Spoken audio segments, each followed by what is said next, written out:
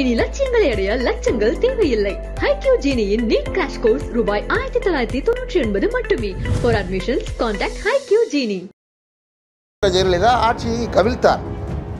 13 மாத காலத்தில் வாஜ்பாய் ஆட்சி கவிழ்ந்து போனது. அதிமுக கூட்டணியில் வெளியேறியது, திமுக உள்ள போச்சு. அப்போ 2001 திரும்பவும் ஜெயலலிதா வருவதற்கு என்ன காரணம் என்று சொன்னால், உண்மையிலே 96 ஆட்சியேற்ற கலைஞர் அவர்கள் சிறப்பாக தான் ஆட்சி நடத்தினார். நல்ல முறையில் தான் ஆட்சி நடத்தினார். மக்களுக்கு நம்ம மேலே எந்த அலிகேஷன் வந்துடக்கூடாது, திரும்பவும் நம்ம ஜெயலலிதா ஊழல் அரசுன்னு சொல்லி மக்கள் தூக்கி எறிஞ்சு திமுக கொண்டு வந்திருக்காங்க, அதனால் நம்ம பக்குவமாக நடந்துக்கணும் தான் போனாங்க. ஆனால் பாரதிய ஜனதாவோடு இருந்த ஒரே காரணத்திற்காக இன்றைக்கு இருக்கிற அந்த காங்கிரஸ் கட்சி, இடதுசாரிகள், பாமக உள்பட எல்லாரும் மதிமுக தவிர்த்து பிஜேபி அணியின் போனாங்க. ரொம்ப சுலபமாக ஜெயலலிதா வெற்றி பெற்று முதல்வரானார். ரொம்ப மோசமான தோல்வி திமுகவுக்கு வருது. ஏன் வருதுன்னா, சட்டமன்றத்தில் பாரதிய ஜனதாவை தூக்கி பிடித்ததை தமிழக மக்கள் விரும்பவில்லை. இந்த மண்ணில் பாரதிய ஜனதாவை எந்த காலத்திலும் மக்கள் ஏற்றுக்கொள்ள மாட்டார்கள் என்பதுதான்.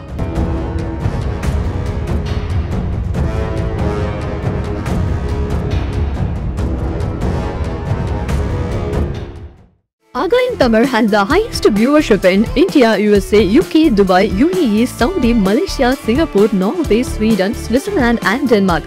Join us and take your business to the world. உலகெங்கும் வாழும் ஆகாயம் தமிழ் நெஞ்சங்களுக்கு கிறிஸ்டியின் அன்பு வணக்கம். நம்மோடு திமுக ஆதரவாளர் மற்றும் பெரியாரிய சிந்தனையாளர் தீனதயாளன் இணைஞ்சிருக்காரு. வணக்கம் சார்.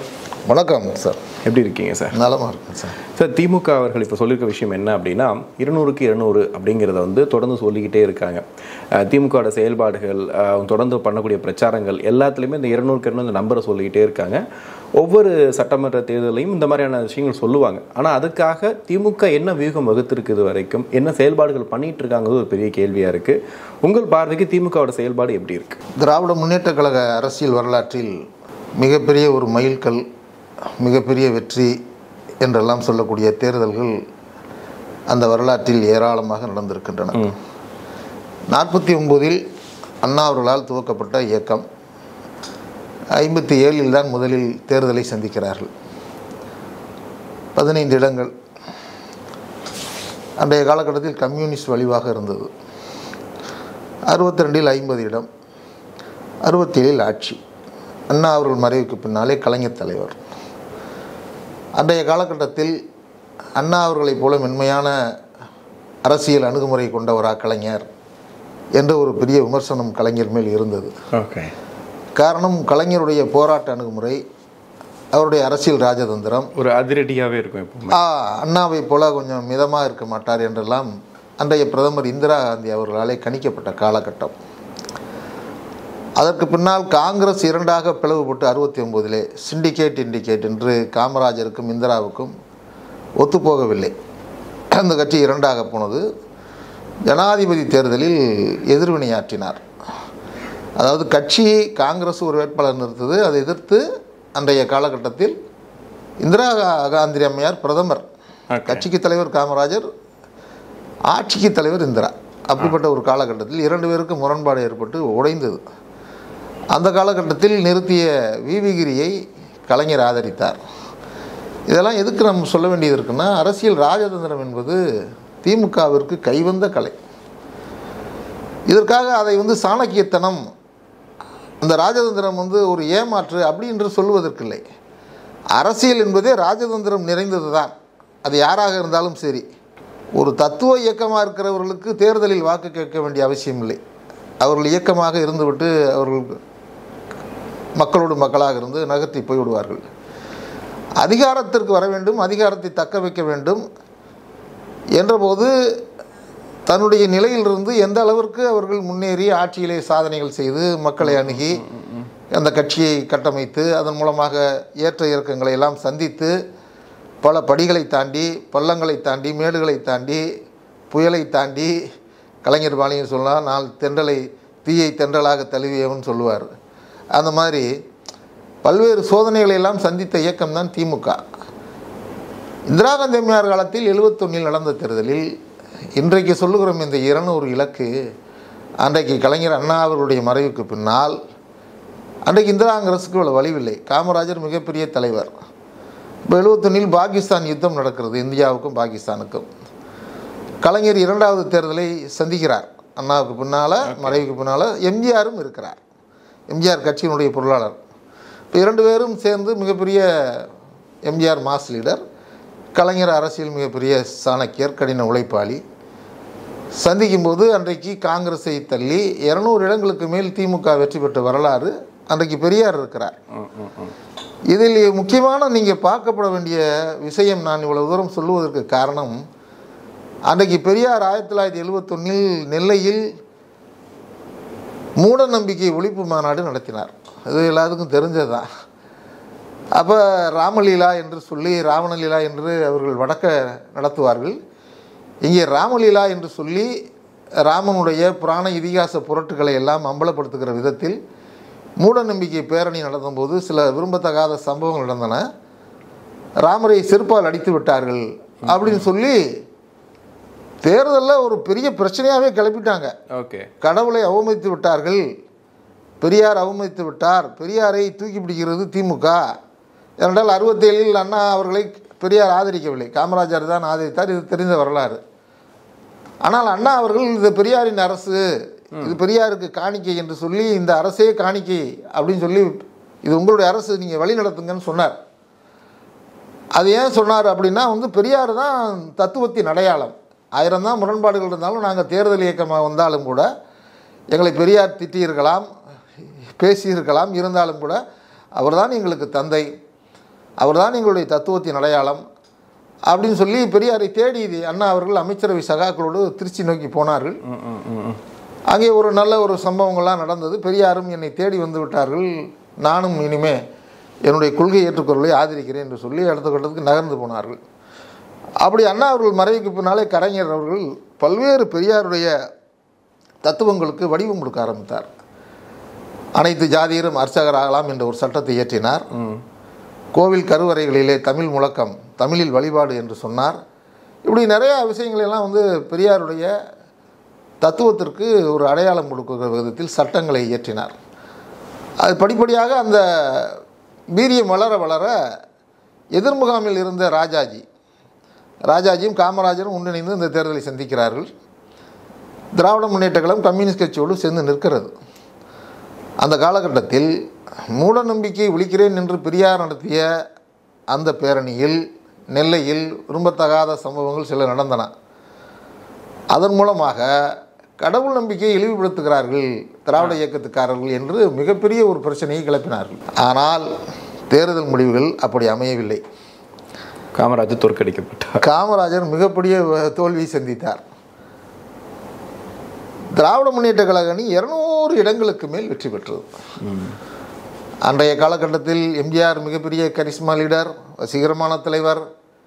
கலைஞர் ஆட்சிக்கு 3 ஆண்டுகள் தான் ஆகிறது. அண்ணா அவருடைய மறைவுக்கு பின்னால் 4.5 ஆண்டுகள் ஆற்றிய பணி தமிழ்நாடு என்று பெயர் சூட்டியது. பெரியாருடைய சுயமரியாதை திருமணங்களுக்கு சட்ட அங்கீகாரம் தந்தது. இப்படி எல்லா கொள்கைகளையும் நிறைவேற்றி கொண்டே வர இருமொழி கொள்கை இன்றைக்கு பேசப்படுகிறதே.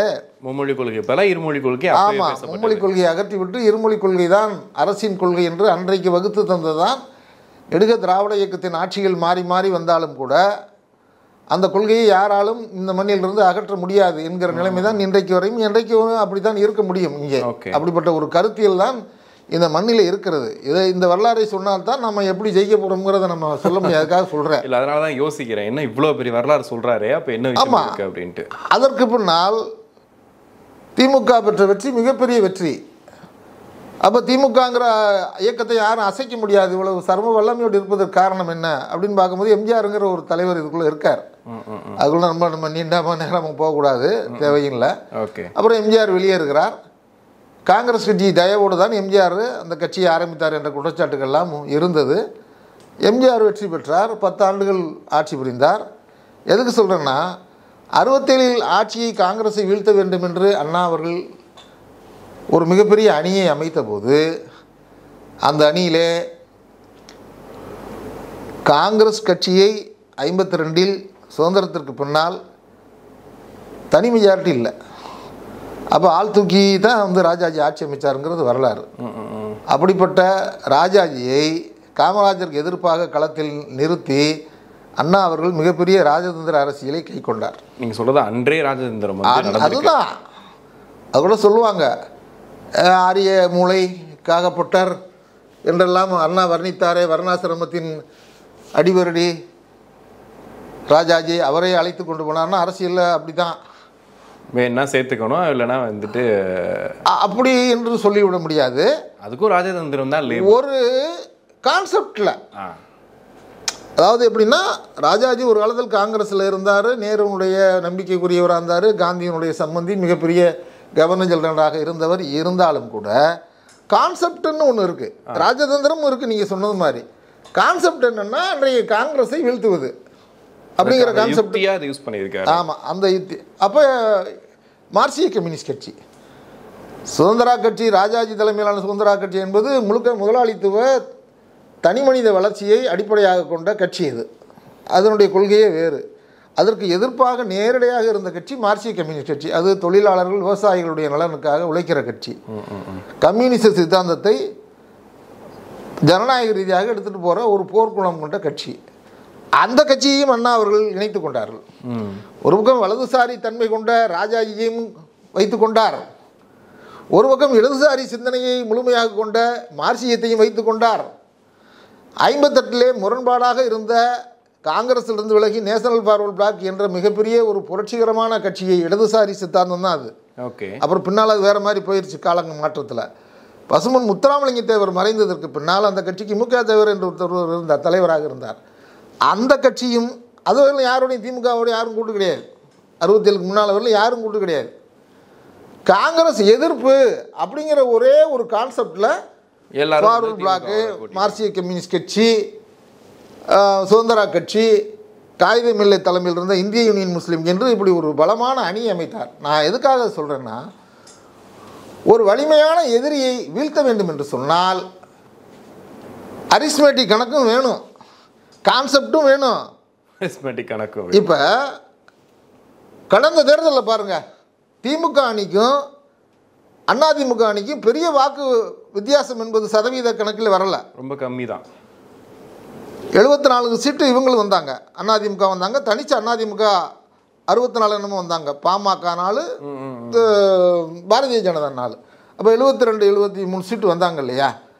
அப்போ வாக்கு சதவீதத்தை பார்க்கும்போது எங்கே அந்த உடைப்பு விழுந்துச்சு அப்படின்னா, ஒன்றுபட்ட அதிமுக என்பது நடக்காமல் போனது தான் அந்த வெற்றிக்கு காரணம். ஒற்றுமை இல்லைங்கிறதான் இங்கே பெரிய பிரச்சனையாக இருந்தது. அரசியல் பார்வையாளர்கள் கணித்தார்கள். ஆக இன்றைக்கு வரை அதிமுக ஒன்றுபடவில்லை. அப்போ நம்ம இதுலேருந்து என்ன பார்க்குறோம், வரலாற்றின் அடிப்படையில் பார்க்குற போது, ஒரு வலிமையான எதிரியை வீழ்த்துகிற போது, வீழ்த்த வேண்டும் என்று நினைக்கிற போது, அவர்கள் பாணியிலே சொன்னால் கூட ராமாயணத்தில் சக்கர வியூகம் என்று சொல்லுவார்கள். சக்கர வியூகம் அமைச்சுதான் அபிமன்யுவை கொண்டது மாதிரி வலிமை மிகுந்த அர்ஜுனனுடைய மகனை அபிமன்யுவை எப்படி வீழ்த்தினார்கள் என்று சொன்னால் சக்கர வியூகம் என்ற ஒன்றை அமைத்துத்தான் வீழ்த்தினார்கள். அது ஒரு ராஜதந்திரம். அதை போல அரசியலில் சாணக்கியத்தனமும் ராஜதந்திரமும் அவசியம். இல்லை, இப்போ அந்த வீரியம் வந்து திமுகவுக்கு இப்போ இருக்குன்னு நினைக்கிறீங்களா? ஏன்னா கலைஞர் அவர்கள் இருக்கும்போதும் சொல்லி நீங்கள் சொன்னீங்க 10 ஆண்டுகள் வந்து எம்ஜிஆர் அவர்கள் ஆட்சியில் இருந்தார் அப்படின்னு. அதுக்கப்புறம் ஜெயலலிதாவிடமே தோற்று போனவர் தான். அது இல்லாமல் பெரிய தோல்வியை திமுக பார்த்துருக்கு. கலைஞர்கள் பதிவும் பண்ணியிருக்காரு, மிகப்பெரிய படுதோல்வி நாங்கள் அடைஞ்சிருக்கோம், இமாலய வெற்றியும் அடைஞ்சிருக்கோம், ஆனால் திமுக வந்து இன்னும் அசைக்க முடியல அப்படின்ட்டு.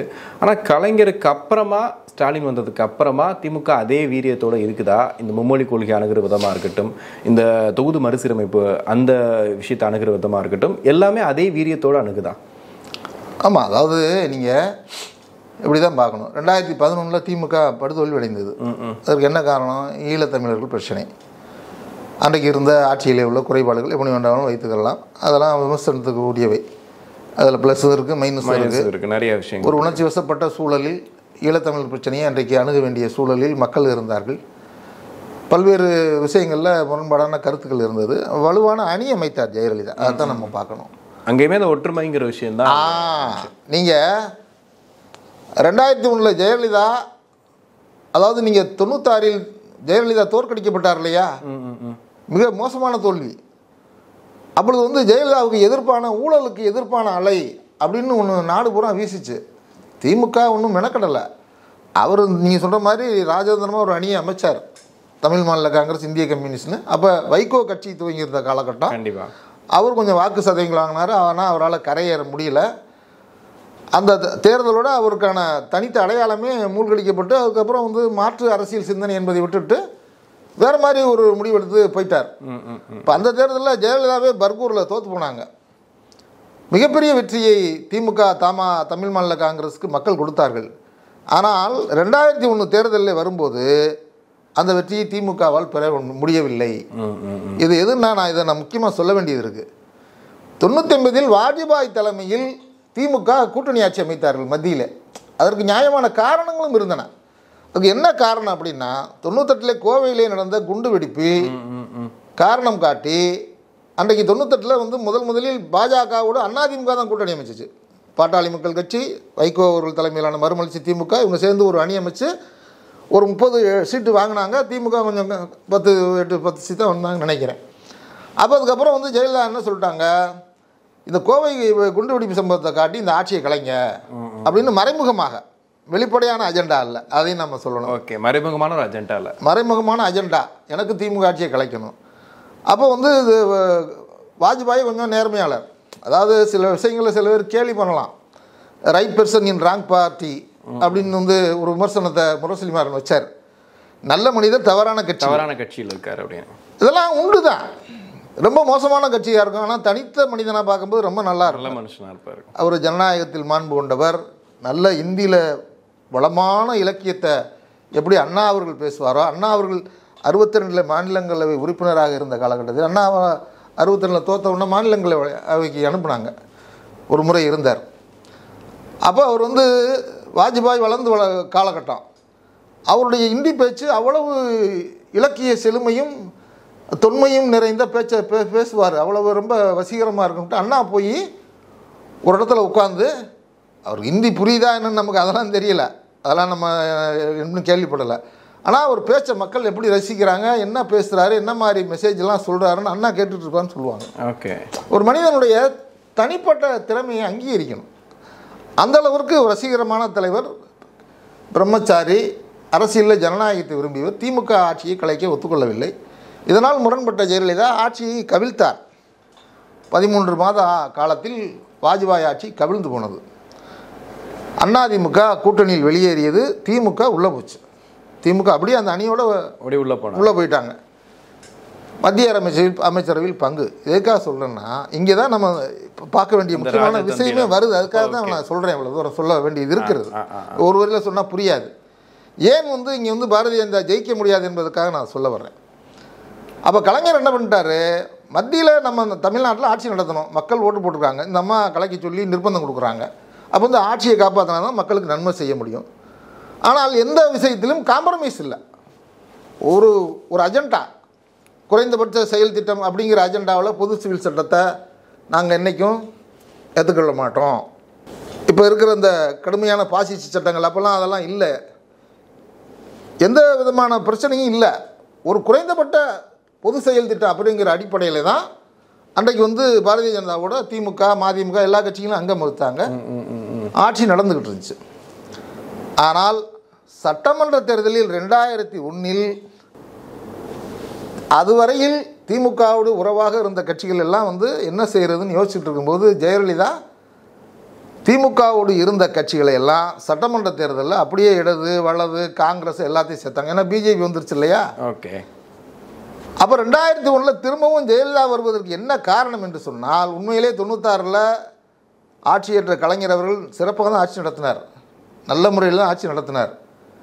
மக்களுக்கு நம்ம மேலே எந்த அலிகேஷன் வந்துடக்கூடாது, திரும்பவும் நம்ம வந்து ஜெயலலிதா ஊழல் அரசுன்னு சொல்லி மக்கள் தூக்கி எறிஞ்சு திமுக கொண்டு வந்திருக்காங்க, அதனால் நம்ம பக்குவமாக நடந்துக்கணும் தான் வந்து போனாங்க. ஆனால் பாரதிய ஜனதாவோடு இருந்த ஒரே காரணத்திற்காக இன்றைக்கு இருக்கிற அந்த காங்கிரஸ் கட்சி, இடதுசாரிகள், பாமக உள்பட எல்லாரும் மதிமுக தவிர்த்து பிஜேபி அணியின் போனாங்க. ரொம்ப சுலபமாக ஜெயலலிதா வெற்றி பெற்று முதல்வரானார். அரசியலில் 96 ஜெயலலிதா அரசியல் முடிந்து விட்டது, இனிமேல் ஜெயலலிதாவை எந்திரிக்கவே முடியாது, பர்கூரிலே அவர் தோற்று போனார் அப்படிங்கிற நிலைமையெல்லாம் தலைகீழாக மாறி ரொம்ப மோசமான தோல்வி திமுகவுக்கு வருது. ஏன் வருதுன்னா, சட்டமன்றத்தில் பாரதிய ஜனதாவை தூக்கி பிடித்ததை தமிழக மக்கள் விரும்பவில்லை. இப்போ வரைக்கும் விரும்பல அந்த விஷயத்தை. இங்கே தான் நம்ம இந்த பார்வையை பார்த்தா தான் நம்ம ஒரு முடிவுக்கு வர முடியும். இதை ஜெயலலிதாவும் புரிந்து கொண்டார். அதனால் அதற்கு பின்னால் எந்த காலகட்டத்திலும் ஜெயலலிதா பாரதிய ஜனதாவோடு உறவு வைக்கலை. அப்போ 2004 பாரதிய ஜனதா கூட்டணியிலிருந்து வெளியேறி கலைஞர் மிகப்பெரிய ஒரு அணியை திரும்பவும் அமைக்கிறார். அரசியலில் மாறி மாறி வருது. இதே இடதுசாரிகள், காங்கிரஸ், பாமக அங்கே சேர்க்கப்படுது. எல்லாரும் பிஜேபி அணிக்கு எதிர்ப்பாக போய் கலைஞரை சேர்றாங்க. ஆனால் ஜெயலலிதா பிஜேபி கூட்டு சேரல. 40 இடங்களில் போட்டிட்டார். திமுக 40 இடங்கள்லையும் வெற்றி பெற்றது. மன்மோகன் சிங் தலைமையில் ஆட்சி அமைத்தார்கள். அப்போ என்ன ஒன்று தெரியுதுன்னா, ஒரு மிகப்பெரிய அனுபவம் என்னன்னா, இந்த மண்ணில் பாரதிய ஜனதாவை எந்த காலத்திலும் மக்கள் ஏற்றுக்கொள்ள மாட்டார்கள் என்பதுதான். இங்கே என்ன நடந்து போய்விட்டது அப்படின்னு சொன்னால், இந்த தோல்ல ஏறிக்கிட்டு செவியை கடிப்பான்னு சொல்லுவாங்கல்ல ஒரு பழமொழி, அது மாதிரி திராவிட கட்சிகளின் தயவாலே தேர்தலில் நின்று அங்கீகாரம் பெற்று அந்த திராவிட கட்சிக்குள்ளேயே கழகத்தை காவியாக்கி அதுக்குள்ளேயே சில ஆள்களை பிடித்து அந்த கட்சியை மடமாற்றம் செய்து மீண்டும் ஒரு வர்ணாசிரம கட்டமைப்பை, ஒரு ஆதிக்க சக்திகளை நிலைநிறுத்துகிற அரசியலை பிஜேபி திராவிட கட்சிகளின் மூலமாகவே செய்கிறது. இதை திமுக புரிந்து கொண்டார்கள். அவங்களுக்கு தெரியும் இவன் தோளில் எதுக்கு கையை போடுறான், இவன் எப்படி என்ன செய்வான் அப்படிங்கிறது தெரிஞ்சு உணர்ந்து தான் திமுக அந்த பிடியெல்லாம் கொடுக்காம குடியுரிமை சட்டத்தை எதிர்த்தாங்க, வேளாண்மை சட்டத்தை எதிர்த்தாங்க. இப்படி பாசிச சட்டங்களெல்லாம் எதிர்த்து தான் ஸ்டாலின் 2016 ஜெயலலிதா இருக்கும் வரை மக்கள் நல கூட்டணின்னு ஒன்று இருந்துச்சா? ஆமாம். இப்போ தான் கலைஞருடைய ராஜதந்திரத்தை ஸ்டாலின் அவர்களும் கை கொண்டார்கள். சரி, இனி பாரதிய ஜனதாவை எதிர்ப்பது தான் முதன்மையான அரசியலாக இருக்க முடியும். ஏன்னா நீங்கள் 2004 திமுகவும் கைவிட்டது, 2004 அதுக்கு 99 இருந்து கூட ஜெயலலிதாவும் வாஜ்பாயை ஏற்றுக்கொள்ளவில்லை, பாரதிய ஜனதாவும் ஏற்றுக்கொள்ளவில்லை. மோடி அவர்களுக்கும் ஜெயலலிதாவுக்கும் தனிப்பட்ட முறையில் நல்ல அண்டர்ஸ்டாண்டிங் இருக்குங்கிறதெல்லாம், வீட்டுக்கெலாம் வந்தார், விருந்தெல்லாம் கொடுப்பார், இவர் போவார், அவர் அப்படிங்கிற உறவுலாம் இருந்துச்சு பற்றிங்களா, தனிப்பட்ட முறை. அந்த உறவையெல்லாம் தாண்டி அரசியல் உறவுக்கு ஜெயலலிதா தயாராக இல்லை. அதனுடைய வெளிப்பாடு தான் சேலத்தில் மோடியா 2014 மோடியா லேடியா என்று ஜெயலலிதா நெத்திக்கு நேராக கேட்டார்கள். என்னாச்சு? 37 தொகுதிகளில் அதிமுக வெற்றி பெற்றது. அப்போ இதிலிருந்து நாம் கற்றுக்கொள்ளுகிற பாடம் என்னென்று சொன்னால், திமுகவும் அந்த நிலைப்பாட்டில் இன்றைக்கு வரையும் உறுதியாக இருக்கிறார்கள். அதிமுக வழி இல்லாமல் ஜெயலலிதாவினுடைய மறைவிற்கு பின்னால் ஆட்சியை தக்க வைப்பதற்கு, ஏன்னா அவர் வழி இல்லை. இப்போ நம்ம சொல்கிறது தான், 99 எப்படி திமுக ஒரு முடிவு எடுத்தாங்க, ஆட்சி இழந்துட்டோம்னா மக்களுக்கு நன்மை செய்ய முடியாது, நம்ம எதுக்கு ஓட்டு போட்டிருக்கான், மக்கள் 5 வருடம் ஆள்றதுக்கு. அப்போ அந்த ஆட்சியை களைய ஜெயலலிதா அழுத்தம் கொடுக்குறாங்க. அப்போ இதுலேருந்து நம்ம தப்பிக்கிறதுக்கு என்ன செய்யணும்? குறைந்தபட்ச செயல் திட்டத்தில் பாரதிய ஜனதாவோட சேரணும். அதுக்காக நம்முடைய கொள்கையை காவு கொடுக்கல, சிறுபான்மை மக்களுடைய உரிமையை காவு கொடுக்கல. அவங்க சொல்கிற பாசி சட்டத்தெல்லாம் ஏற்றுக்கல. அப்போ பாசி சட்டமும் ஏற்றவும் இல்லை. பொடா சட்டம் ஒன்று கொண்டு வந்தால் தீவிரவாதிகள் ஒடுக்குவதற்கு, அதையும் எதிர்த்து தான் திமுக வெளியில் வந்தாங்க. அதுக்கும் ஒரு விலை கொடுத்தாங்க. அப்படிலாம் நம்ம பூதிப்படியாக சொல்லிட முடியாது. வைகோ இன்றைக்கு பொடா சட்டத்தில் பாதிக்கப்பட்டார். வைகோவை வெளியேற்றுவதற்காக ஜனநாயக ரீதியிலான ஒரு போராட்டத்தை திமுக தான் இன்றைக்கு முன்னின்று நடத்தியது. இதே காங்கிரஸும் கம்யூனிஸ்ட்களும் சேர்ந்து தான் இந்த பொடா சட்டத்தை அமல்படுத்துவதை, இது பேச்சுரிமை, கருத்துரிமை, இந்திய நாட்டில் இது இல்லைன்னு சொன்னால் அரசியலே நடத்த முடியாது, விடுதலை புலியை ஆதரிக்கிறேன் என்று சொன்ன ஒரே காரணத்திற்காக அது மேடையில் பேசுனது தான். திருமங்கலத்தில், மதுரையில், எங்கள் பகுதியில் பேசுனதான் வைகோ. அதுக்காக பொடா சட்டத்தை கொண்டு வந்து அவர் 500 நாள் அடைத்தார்கள். அந்த சட்டத்தை இயற்றியது பாரதிய ஜனதா. அந்த சட்டத்தை திருத்த வேண்டும் என்று அழுத்தம் கொடுத்து அந்த அமைச்சரவையிலிருந்து வெளியேறி நிர்பந்தம் கொடுத்து அதற்கு பின்னால் வைகோ அவர்களை சிறையிலிருந்து வெளியே வருவதற்கான அனைத்து வேலைகளையும் செய்தது திராவிட முன்னேற்ற கழக அணி. அப்போ அரசியலில் ஜனநாயகத்தை காப்பாற்றணும்ல. கருத்து வேறுபாடு இருக்கலாம், வைகோவுக்கு இருந்திருக்கலாம், ராமதாஸுக்கு இருந்திருக்கலாம், இடதுசாரிக்கு இருந்திருக்கலாம்.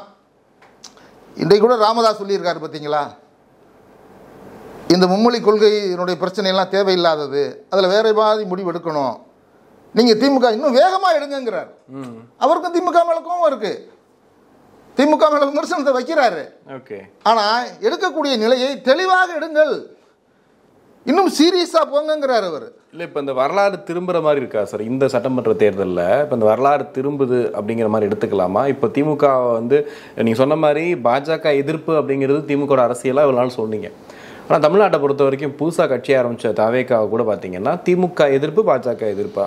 இப்போ ஒரு கட்டம் அப்படியே லைட்டாக மாறி முழுக்க திமுக எதிர்ப்பாக தான் போயிட்டுருக்கு. யாரை கேட்டாலும் திமுக எதிர்ப்பு, திமுகவை இந்த தமிழ்நாட்டை விட்டு விரட்டணும் அப்படிங்கிறதான் அவங்களுடைய குறிக்கோளாக இருக்குன்னு சொல்கிறாங்க. இதை எப்படி பார்க்குறீங்க? அதாவது திமுகவுக்கு இன்றைக்கு எதிரிகள் அதிகமாகிவிட்டார் என்பதை ஒப்புக்கொள்ளத்தான். அதிகமாக தான் ஒரு டீம், அந்த பக்கம் 5 டீம் நிற்கிற மாதிரி இருக்குது.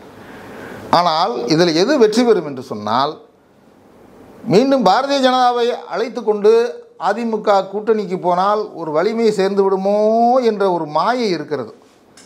ஒன்றுபட்ட அதிமுக உருவாகிவிட்டால் திமுகவிற்கு சங்கடம் வந்து விடுமோ, இவர்களுடைய பலம் திரும்ப எழுந்து விடுமோ அப்படிங்கிற ஒரு தோற்றமும் இருக்குது. அதுவும் இருக்க தான் செய்யுது. ஆனால் அது ஒரு மாய தோற்றம் என்று தான் நான் சொல்லுவேன். ஏன் என்று சொன்னால், சொல்கிறீங்க, இதுவரையிலும் எடப்பாடி என்ன விதமான வெற்றியை பெற்றிருக்கிறார், அவருடைய அடுத்த கட்ட நகர்வு என்ன, அவர் மக்களை எப்படி அணுகுகிறார், இன்றைக்கு நடக்கிற இந்த இருமொழி கொள்கையில் அவர் பொதுமக்களுக்கு சொல்லக்கூடிய செய்தி என்ன, அதை பொதுமக்கள் உணர்கிற வகையில் மக்களிடம் அந்த கட்சி கொண்டு சேர்த்திருக்கிறதா? பெரிதான பாஜக எதிர்ப்பு இல்லை. இல்லை, எடப்பாடி சாப்பிட்டு இந்துத்துவா எதிர்ப்புன்னு சொல்கிறாங்கல்ல, விஜயும் அதுதான், எடப்பாடியும் அதுதான். ஆக இந்த மண் வந்து வர்ணாசிரமத்தை எதிர்க்கிற மண். இதை முதல்ல நம்ம புரிஞ்சுக்கணும். இந்த மண்ணில் பிஜேபியினுடைய வர்ணாசிரம கொள்கைகளை ஆண்டாண்டு காலமாக எதிர்த்து வருகிற மண் இது. அதனால் ஒருபோதும் இங்கே சங் பரிவாரங்களை, காவிகளை அனுமதிக்க மாட்டார்கள். இங்கே இந்து, முஸ்லீம், கிறிஸ்தவர் வேற்றுமை, அதன் மூலமாக ஒரு மதவெறி அரசியல் அப்படிங்கிறலாம் என்னன்னே தெரியாது. ஓகே, நீங்கள் வடக்க இருக்கிற கட்டமைப்பு வேற, இங்கே இருக்கிற கட்டமைப்பு வேற. இங்கே என்ன சொல்லி கொடுக்கப்பட்டது, இங்கே இந்த மண்ணுக்குரிய என்ன தன்மை அப்படின்னா சமூக நீதி அரசியல், மத வெறி அரசியல், மத உணர்ச்சி இருக்குது, வழிபாட்டு முறைகள் இருக்குது. ஆனால் ஒருபோதும் கிடையாது. எப்போவுமே இஸ்லாமியர்களை இந்துக்களோ அல்லது இந்துக்களை கிறிஸ்தவர்களோ தாக்கிக் கொள்ளுகிற அரசியல் என்பதில்லை. ஏதாவது ஒரு கட்டத்தில் அரசியல் ரீதியாக புரியாத ஒரு இடத்தில் ஏதாவது ஒரு சின்ன சின்ன விஷயங்கள் நடந்திருக்கலாமே ஒழிய, இன்றைக்கு வரை சகோதர உணர்வோடு ஈத் பெருநாள்லேருந்து அவங்க வீட்டிலேருந்து இந்துக்களுக்கு பிரியாணி வரும், தீபாவளிக்கு இங்கேருந்து இஸ்லாமியர்களுக்கு பலகாரம் போகும். இதெல்லாம் வந்து பாரம்பரியமாக நடந்துக்கிட்டு வருது. அதனால் இங்கே வந்து மதவெறி அரசியலை கட்டமைத்து இந்த மண்ணில் வந்து வெற்றி பெறவே முடியாது. இல்லை, இப்போது திமுகவோட கூட்டணி தான் வந்துட்டு திமுகவோட பெரிய பலம் சொல்லிட்டு எப்போவுமே சொல்லிகிட்டே இருக்கும். இப்போது ஆப்போசிட்டில் இருக்க எல்லாருக்கும் ஒரே டார்கெட்டு திமுக கூட்டணியை உடைக்கணும் அப்படிங்கிறது. கிட்டத்தட்ட வந்து கொஞ்சம் காலத்துக்கு முன்னாடி வரைக்கும் இந்த ஆட்சியிலும் பங்கு, அதிகாரத்திலும் பங்குன்றது கொஞ்சம் மேலோங்கி வந்துச்சு. அப்போ திருமாவளவன் மேலே தான் எல்லாரோட ஃபோக்கஸும் போச்சு. ஒருவேளை இவர் கூட்டணி விட்டு வெளியே வந்துடுவாரோ அப்படின்னு. அவர் வெளியே வந்துட்டால் கிட்டத்தட்ட திமுகவோட நிலைமை கொஞ்சம் கஷ்டம் அப்படின்ற மாதிரி ஒரு அனுமானத்தில் சொல்கிறாங்க. திருமாவளவனோட பேச்சும் தொடர்ந்து கிட்டத்தட்ட அந்த மாதிரி தான் இருக்குது. இப்போ கூட பார்த்தீங்கன்னா மதுரை கூட்டத்துக்கு ஏன் வந்து முதலமைச்சர் வந்துட்டு அனுமதி கொடுக்கல அப்படிங்கிற ஒரு இதையும் வந்து பதிவு பண்ணுறாரு. ஸோ இதை எப்படி பார்க்குறீங்க? அது நிறைய பிரச்சனைகள் இருக்கிறது, அதை நம்ம மூடி மறைச்சிடலாம் பேச முடியாது. பட்டியலின மக்களுக்குள்ள பிரச்சனை, அங்கே வந்து சின்ன சின்ன பிரச்சனைகளில் முரண்பாடுகள் இதெல்லாம் இருக்குது. இதையும் தாண்டி தான் இந்த அணி வந்து ஒரு போக்கில் போயிட்டுருக்குங்கிறத நம்ம பார்க்கணும். அது உணர்ற திருமாவளவன் உணர்ந்து தான் பண்ணிகிட்டு இருக்காங்க. ஆமாம், அவருக்கு தெரியும், அவருக்கு என்ன ஆகும்னு தெரியும், இடதுசாரிகளுக்கும் தெரியும், காங்கிரஸுக்கும் தெரியும். நீங்கள் 10 சீட்டு கூட கொடுக்குறோம்னு சொல்லி அங்கிட்டு போனோம்னா நம்மளுடைய நிலைமை என்ன ஆகும் அப்படின்னு சொன்னால், இன்றைக்கு இந்த பாசிச எதிர்ப்புங்கிறது இருக்குல்ல, இது வந்து ஏனோ தானோ அல்லது வந்து ஒரு அரசியல் காரணங்களுக்காக அப்படிங்கிறது இல்லை. நாளொரு மேனியும் பொழுதுரமனும் வளர்ந்துக்கிட்டு தான் இருக்கு. இதனுடைய தாக்கமும் அதிகமாக தான் இருக்குது. ஆனால் இந்த கொள்கையிலிருந்து நழுவி வழுவி போகிறவர்கள் ஒருவேளை இடங்களுக்காக அதிகார பகிர்வு என்ற ஒரு கவர்ச்சிகரமான ஒரு அரசியலுக்காக அப்படிலாம் போயிட்டாங்கன்னா அவர்கள் தனிமைப்படுத்தப்படுவார்கள். அது தேவையில்லாத வேலை. அது எப்படி கவர்ச்சிகரமாகும்? அந்த அதிகார பகிர்வு எப்படி கவர்ச்சிகரமாக? அது கவர்ச்சி தான். அதிகார பகிர்வு கொடுக்குறதுனா எப்படி கொடுப்பாரு நான் கேட்குறேன், எப்படி கொடுப்பாரு? அதான் சார், ஆட்சியிலும் பங்கு அதிகாரத்திலும் பங்குன்றதுக்கு இன்னும் அவங்க கிளியர் எக்ஸ்பிளனேஷன் கொடுக்கல. அதைத்தான் நான் சொல்கிறேன். அதாவது இது வந்து ஒரு கவர்ச்சி முலாம் பூசப்பட்ட ஒரு இல்லை இப்படி எடுத்துக்கலாமே சார். இப்போ ஒரு கூட்டணியில் இருக்காங்க, இப்போ நம்ம ஒரு முடிவு எடுக்கிறோம், ஒரு போராட்டத்தை முன்னெடுக்கிறோம், இல்லை ஒரு விஷயத்தை நம்ம எதிர்க்க போகிறோம் அப்படின்னும் போது கூட்டணி கட்சியோட கருத்தை கேட்கலாம் அப்படிங்கிறதும் இப்போ ஒரு பார்த்தீங்களா ஒரு விஷயத்துக்கு மதுரை நிகழ்ந்துக்குன்னா அவர் போராட்டம் நடத்த போகிறதுக்கு ஒரு அனுமதி கிடைக்கலன்றது ஒரு கோபமாக சொல்கிறாருல்ல. ஸோ அதுக்கு ஒரு தன்னிச்சையாக ஒரு முடிவு எடுக்கிறதுக்கு ஒரு வாய்ப்புகள் கிடைக்கும் இல்லையா? ஸோ அதை விஜய் மென்ஷன் பண்ணி சொல்லியிருக்கலாம் இல்லையா? விஜய் அரசியல் களத்துக்கே வரலையே. அப்படி விஜய் மனசில் வச்சு நீங்கள் பேசலையா இப்போ? இல்லை விஜய் நம்ம விமர்சனம் பண்ணுற அளவுக்கு அவர் என்ன வரலைன்னு நான் சொல்கிறேன். அவர் அந்த அட்டென்ஷனை உருவாக்கணும்ல. இல்லை அந்த வாக்கியத்தை உருவாக்குனதே அவர் தான். ஆக்சுவலி ஆட்சியிலும் பங்கு அதிகாரத்துக்கு திருமாவளவன் முன்னாடியே பண்ணியிருந்தாலும் அது ஆதவர்ஜுன் வெளியிட்ட புத்தக விழாவில் அது ஒரு பேசும் பொருளாக வாதமாகவும் இருந்துச்சு. அதெல்லாம் நம்ம மறுக்கலை. அதையெல்லாம் எதிர்பார்க்குறாங்க எல்லாரும். ஆனால் அது தீபாவளி புஷ்வானம் போல் புஷ்னு போயிடுதே. நீங்கள் ஒரு விஷயத்தை தொடர்ச்சியாக கொண்டு போனாமா? இப்போ நீங்கள் திமுக அரசனுடைய தவறுகளை மக்கள்கிட்ட கொண்டு போகணும், நம்ம அடுத்த தேர்தலை சந்திக்கணும் அப்படின்னா முதல்ல ஒரு அணியை உருவாக்கணும். அதை நோக்கி மக்கள்கிட்ட அந்த கட்சி போகணும். அந்த தொண்டர்களுக்கு பயிற்சி களங்கள் வேணும். அந்த தொண்டர்களுக்கு தத்துவங்கள் அரசியல் புரியணும். நீங்கள் தத்துவத்தின் எதிரி பெரியார் அப்படின்னு விக்கிரவாண்டியில் சொன்னார். ரொம்ப மகிழ்ச்சி அடைஞ்சோம். திராவிடமும் தமிழ் தேசியமும் இரண்டு கண்கள் அப்படின்னு சொன்னபோது உண்மையிலே எல்லாத்துக்கும் ரொம்ப ஆனந்தமாக இருந்துச்சு. பரவாயில்ல. ஏன்னா அப்போ சீமான் ஒரு அரசியல் பண்ணார்.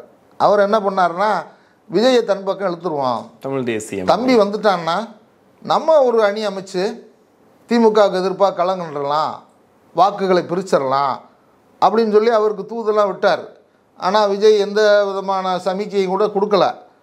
இன்னும் என்ன சொல்ல போனான்னா இவர் திராவிடத்தை ரொம்ப வேகமாக விமர்சிச்சுட்டு இருந்த காலகட்டம். அப்போ தான் பெரியார் மீது சேட்டை வாரி வீசிட்டு இருக்கார் ஆரம்பிக்கிற காலகட்டம்.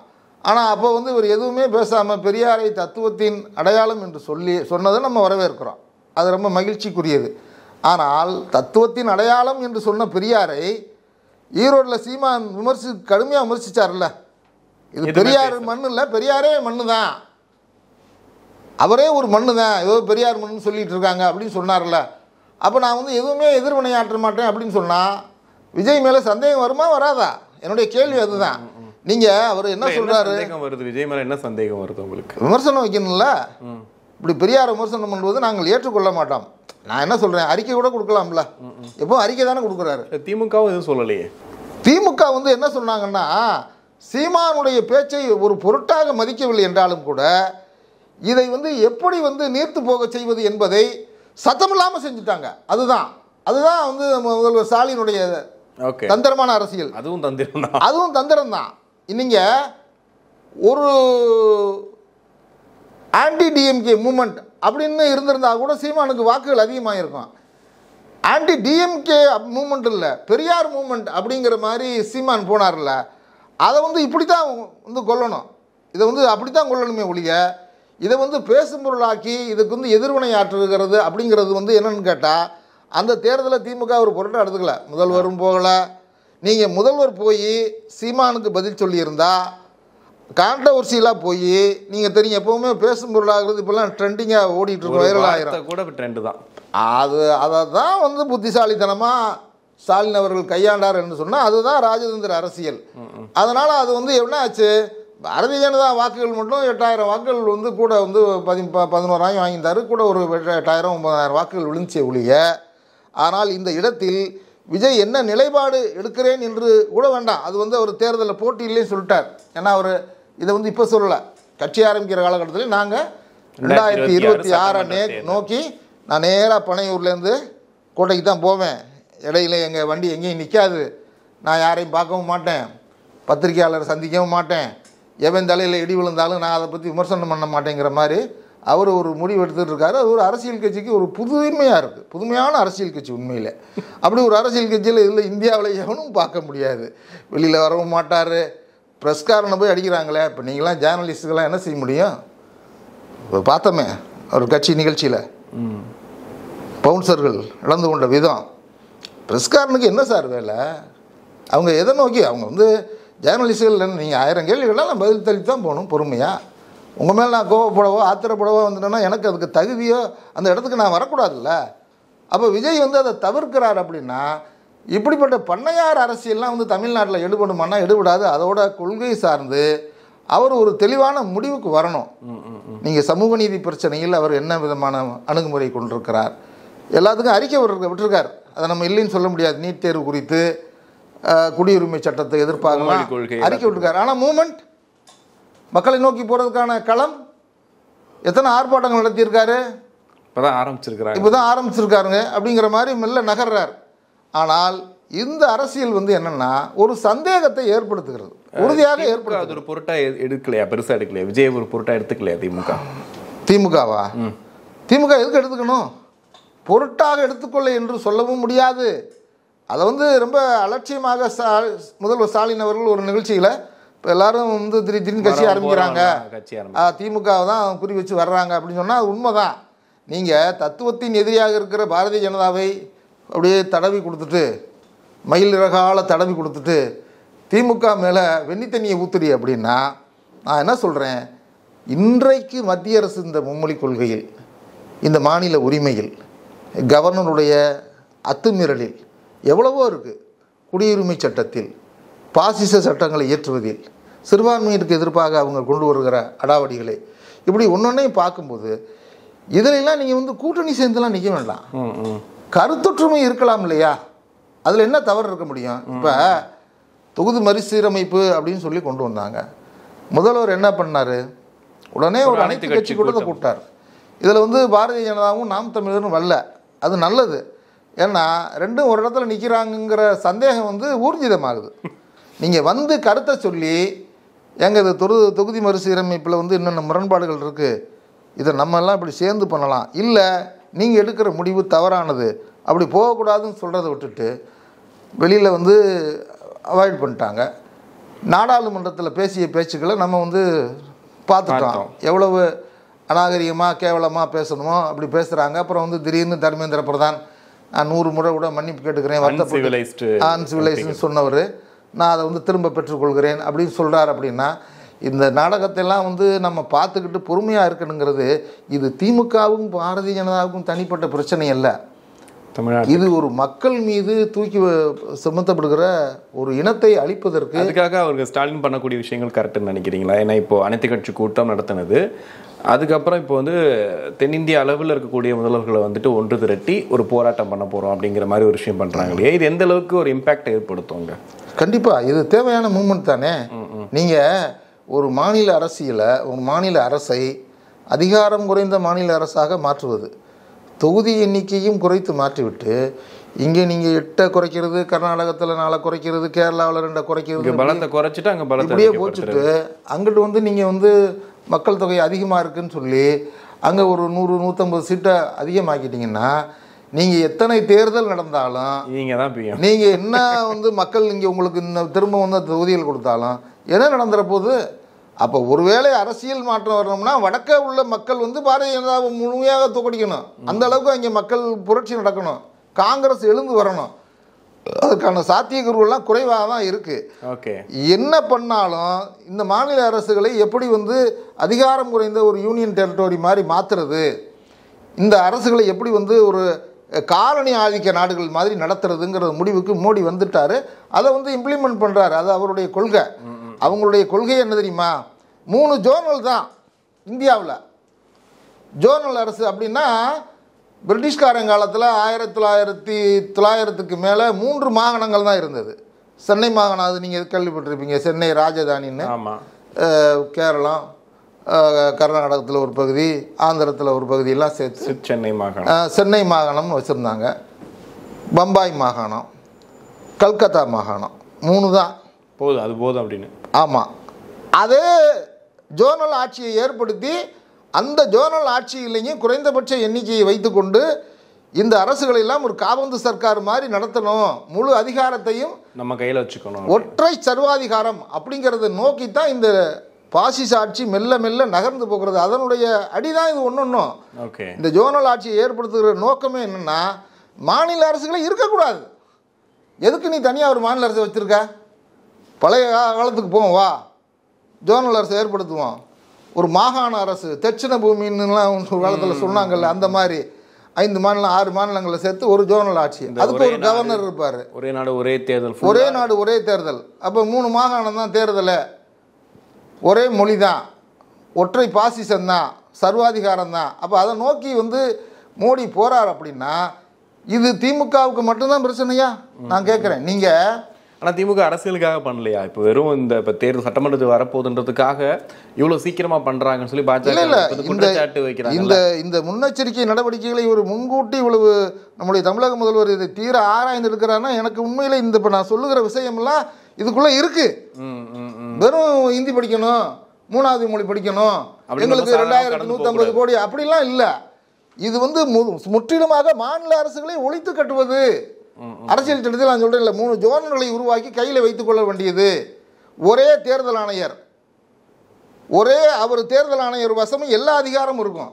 இதெல்லாம் மோடியினுடைய திட்டம். அப்போ நீங்கள் வந்து அந்த மாதிரியான ஒரு அமைப்பில் நீங்கள் வந்து என்ன வந்து சீர்திருத்த ஜனநாயகத்தில் கொண்டு வர முடியும்?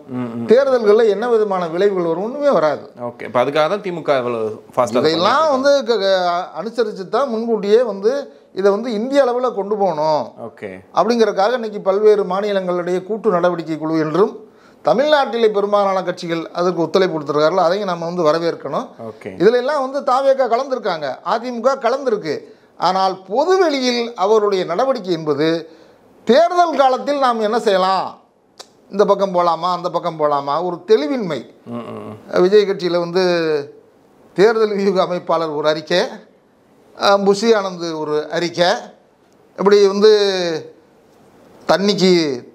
தவளை தண்ணிக்கீழுக்கும் அந்த ஒரு பழமொழி சொல்லுவாங்கல்ல, கரைக்கீழுக்குங்கிற மாதிரி அந்த மாதிரி போய்கிட்டு இருக்கு தாவேக்கானுடைய நிலைமை. ஒரு தெளிவற்ற போக்கு தான் இருக்கு. ஓகே, இப்போ நிறைவா திமுக நீங்க சொன்னது பார்க்கும்போது திமுக ஒரு பெரிய பலமான கூட்டணியோட ரொம்ப பலமா இருக்காங்கன்னு சொல்றீங்க.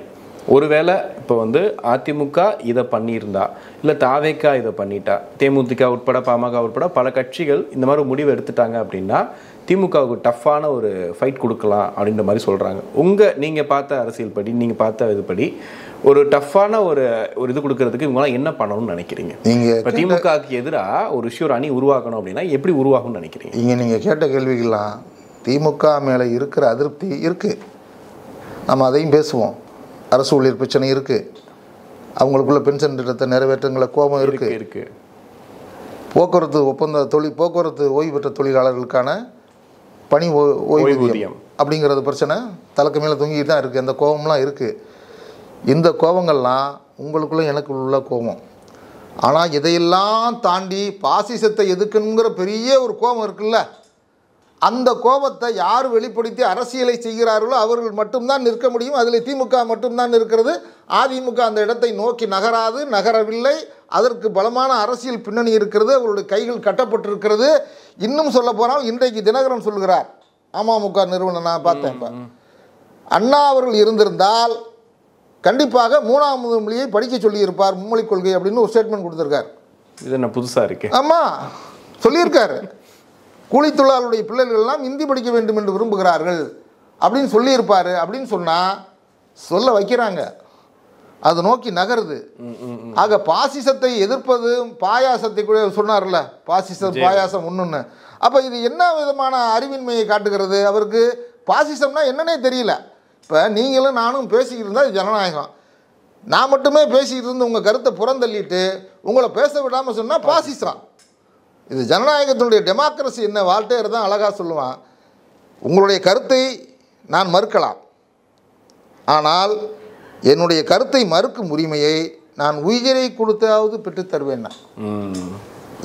என்ற கருத்தை நீங்கள் மறுக்கிறீங்க, ஆனால் உங்களுக்கு கருத்தை சொல்கிற உரிமையை நான் உயிரை கொடுத்தாவது பெற்றுத்தருவேன்னா அதுதான்டா உண்மையான ஜனநாயகம்னா. நீங்கள் எதிரி தான், என்னுடைய கருத்தை மறுக்கிறவர் தான். இது டெமோக்ரஸி, ஜனநாயகம். ஜனநாயகத்தில் கருத்து சுதந்திரம் இல்லாமல் ஒன்று போய்விட்டால் பாசிசம் எப்படி இருக்கும்? மார்ட்டின் நீமாலர் சொன்னார்ல, 2ஆம் உலகப் போரில் ஒரு அருமையான கவிதை, நாஜிகள் கிறிஸ்தவரை கொண்டார், யூதர்களை கொண்டார்கள், நான் வருத்தப்படவில்லை. கம்யூனிஸ்டுகளை கொண்டார்களை, நான் வருத்தப்படவில்லை. ஏனென்றால் நான் யூதனும் இல்லை, நான் கம்யூனிஸ்டும் இல்லை. கடைசியில் தொழிலாளர்களை கொண்டார்கள், அதை பற்றியும் நான் வருத்தப்படவில்லை. ஏனென்றால் நான் தொழிலாளன் இல்லை. கடைசியில் என்னை கொன்றார்கள், எனக்காக வருத்தப்படவில் யாரும் வரவில்லை. நான் சமூகத்தோடு இருக்கிறேன், நான் சமூக பார்வையில் இருக்கிறேன், சமூகத்தோடு ஒன்றி இருக்கிறேன். சமூகத்தில் நடக்கும் பிரச்சனைகளை பற்றி நான் கவலைப்படுவனாக இருந்தால்தான், நான் சமூகத்தை பார்த்தால்தான் சமூகம் என்னை பார்க்கும்.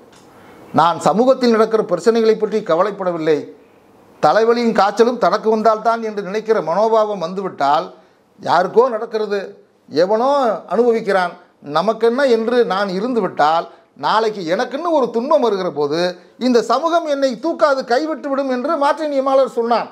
அது மாதிரி தான் பாசிசம்ங்கிறது பொதுவானது. நீங்கள் ஹிட்லருடைய முசோலினுடைய ஆட்சியில் என்ன நடந்தது? பேச முடிந்ததா? போராட்டம் நடத்த முடிந்ததா? சட்டங்களை வந்து ஜனநாயகமாக இயற்ற முடிந்ததா? ஒன்றுமே இல்லையே. அதை எதிர்த்தாதான் ஜெயிக்க முடியுங்க. ஆமாம், அது எதிர்த்த கருத்தையே அழிக்கிறது, ஆட்களை அழிக்கிறது. ஜனநாயகங்கிறதே இல்லைன்னு சொல்லிட்டா நீங்களும் நானும் எப்படி கட்சி நடத்த முடியும்? விஜயும் கட்சி நடத்த முடியாது, திமுகவும் நடத்த முடியாது, அதிமுகவும் நடத்த முடியாது. இதற்கு நான் உதாரணத்தை உங்களுக்கு இந்தியாவிலே சொல்லி காட்டுகிறேன். 1976 நெருக்கடி நிலையை இந்திரா காந்தி அம்மையார் கொண்டு வந்தாரா? ஆமாம். அன்றைக்கு திமுக ஆட்சி கலைக்கப்பட்டதா? நெருக்கடி நிலை ஆட்சியில் என்ன நடந்தது? திமுக ஆட்சி கலைக்கப்பட்டது. திமுக காரங்களாம் போய் 500 கழக கண்மணிகள், இந்தியாவில் எல்லா கட்சியுமே, இடதுசாரி கட்சிகள், அன்றைக்கு இருந்த சம்யுக்த சோசலிஸ்ட்டு, அன்றைக்கு இருந்த ஜனசங்கம், இதே பாரதிய ஜனதாவுடைய, அன்றைக்கு பாரதிய ஜனதா கிடையாது, அத்வானி, வாஜ்பாய் எல்லாருமே சிறையில் இருந்தார்கள். அப்பொழுது எல்லோரும் ஒரு முடிவெடுத்தார்கள், நமக்குள்ள 1000 பிரச்சனை இருக்குது, இடதுசாரிக்கும் வலதுசாரிக்கும் ஒத்து போகாது. எப்படி பாருங்கள், இந்த மாதிரியான ஒரு சம்பவங்கள் தான் காலத்தை வந்து நிர்மத்தி தீர்மானிக்கும். வலதுசாரி எண்ணம் கொண்ட ஜனசங்கம், அவங்களுடைய கொள்கை வர்ணாசிரமம், ஆரியத்துவம். இடதுசாரி கொள்கை மார்க்சியம், தொழிலாளர்கள் வர்க்க போராட்டம். திராவிட முன்னேற்ற கழகம் பெரியாரியம், அவங்களுடைய சமூக நீதி கொள்கை அது தனி. அப்போ அன்றைக்கு வந்து இந்திரா காந்தி அம்மையார் கொண்டு வந்த இந்த நெருக்கடி நிலை சட்டத்தில் எல்லோரும் பாதிக்கப்பட்ட போது என்ன சிந்தித்தார்கள் தெரியுமா? முதலில் நாம் அகற்ற வேண்டியது காங்கிரஸ் ஆட்சியை. முதல் பிரச்சனை அதை முடிச்சிடலாம். முதல்ல வந்து நம்ம வந்து நெருக்கடி நிலை எதிர்த்து போராடணும்.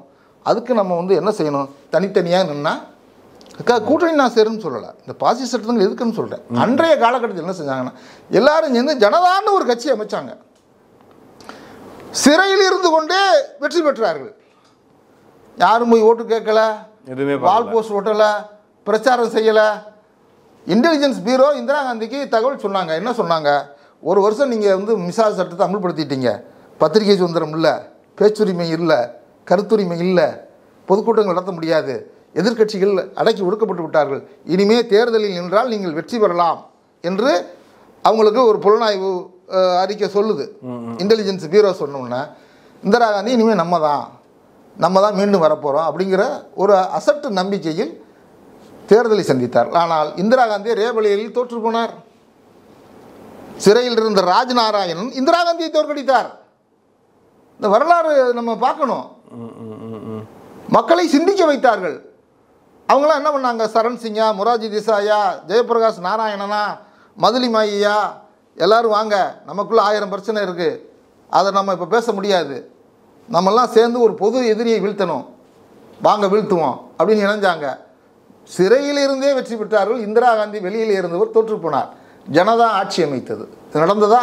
2ஆம் உலகப் போரில் ஹிட்லரை எதிர்ப்பதற்கு இன்னும் தெளிவாக சொல்ல வேண்டும் என்று சொன்னால், ரஷ்யத்தில் இருந்த ஸ்டாலின் அவர் அமைச்ச ஆட்சி என்ன? கம்யூனிஸ்ட் ஆட்சி. அமெரிக்காவில் இருந்த ரூஸ்வெல்ட் அவர் முதலாளித்துவ சிந்தனை கொண்ட ஆட்சி. இங்கிலாந்து காலனி ஆதிக்கத்தை உலக நாடுகள் பூரா வைத்துக்கொண்டு எங்களுக்கு கீழே தான் சூரியனுடைய ராஜ்யத்தில், ஆமாம், சூரியனுடைய ஒளியெல்லாம் வந்து அதுதான் எங்கள் ராஜ்யம் சொன்னாங்க இல்லையா? அந்த ஏகாதிபத்தியம் 3 பேரும் ஒன்று சேர்றாங்க.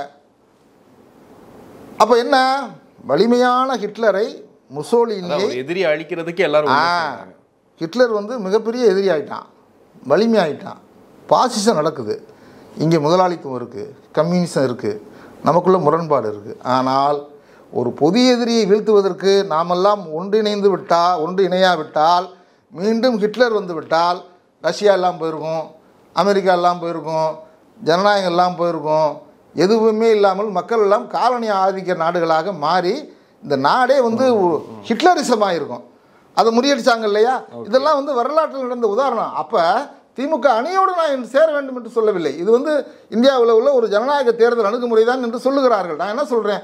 பாசிசத்தை எதிர்ப்பதற்கு நீங்கள் பாயாசம் சொல்லி சாப்பிடணும்னு சொன்னால் அது வந்து சரியாக வராது. வெளியில் வரணும். வெளியில் வந்து இதற்காக இயக்கங்கள் நடத்தணும், போராட்டம் நடத்தணும், அதற்காக எதிர்வினை ஆற்றணும். திமுக மேலே பல குறைவுகள் இருக்குது, ஆட்சியின் மேல் தவறுகள்லாம் இருக்குது. ஆனாலும் அது ஒரு பக்கம்.